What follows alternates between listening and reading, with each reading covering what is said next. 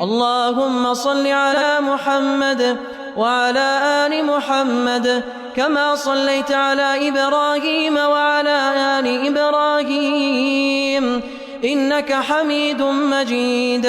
اللهم بارك على محمد وعلى آل محمد كما باركت على إبراهيم وعلى آل إبراهيم إنك حميد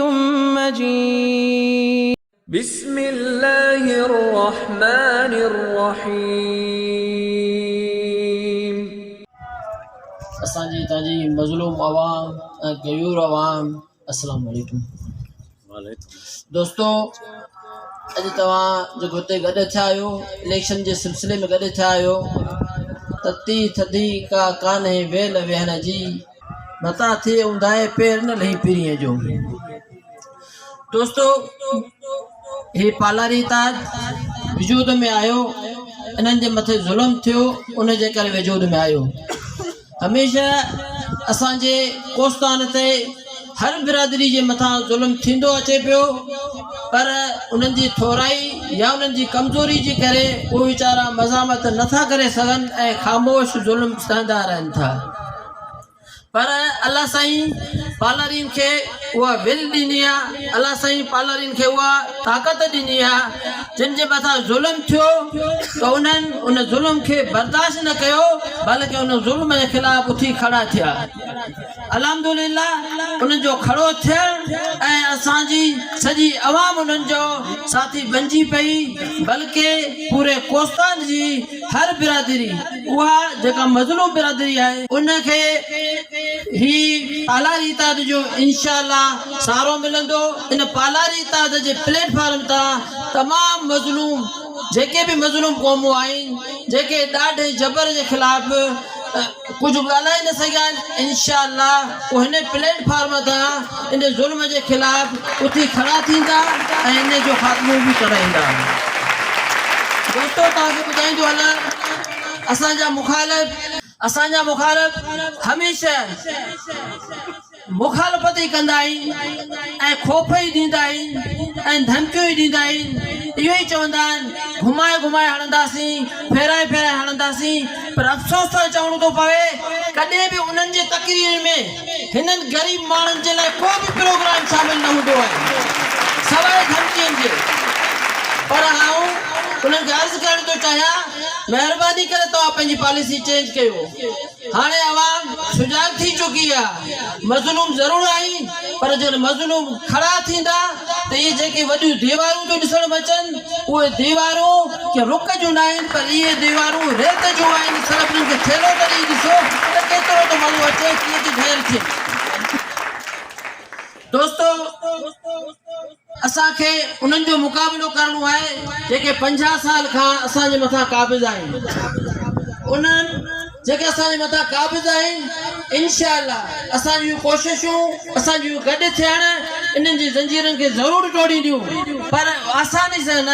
उहो महिनत सां हर माण्हू पंहिंजी जॻह ते महिनत कंदो ऐं जदोजहद कंदो। ईअं न त हू करे या हू करे न हर हिकु माण्हू पंहिंजी ज़िमेदारी सम्झी करे ऐं सम्झां थो हिते सभु जो दोस्त जेके वेठा आहिनि सुलझियल सम्झियल आहिनि हर हिकु माण्हू सां कुझु न कुझु माण्हू वापसि सां ज़रूरु आहिनि। त सभिनी खे अर्ज़ु आहे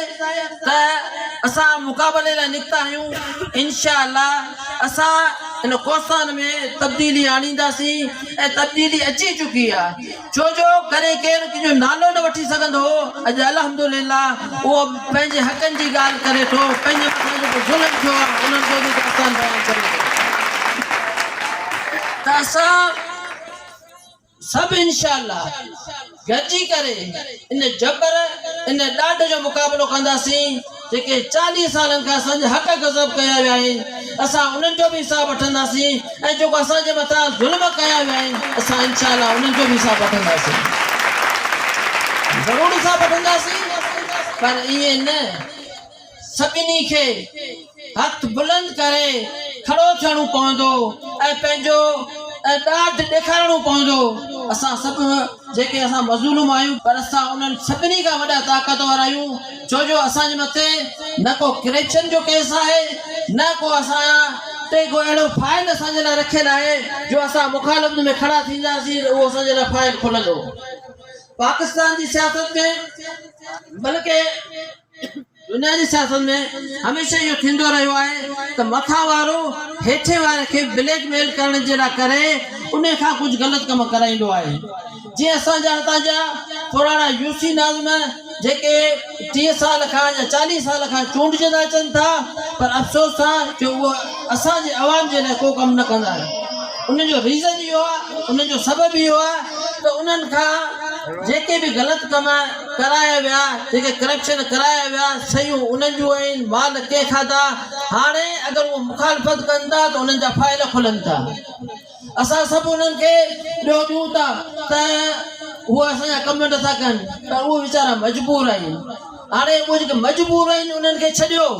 तव्हां उन्हनि मज़लूमनि सां बीहो जेके मजबूर न आहिनि अल्हम्दुलिल्लाह हिते जेके दोस्त वेठा आहिनि उनमें को बि मजबूर कोन्हे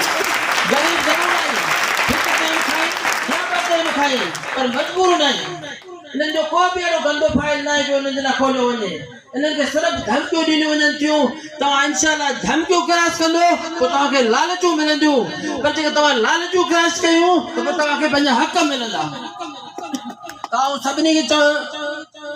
गुज़ारिश कंदुसि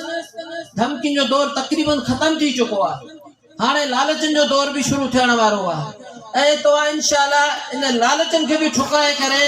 ऐं तव्हां अॻिते क़दम वधाईंदो इंशाअल्लाह असां पंहिंजा हक़ वठंदासीं इहो ॾींहुं परे न आहे असांजा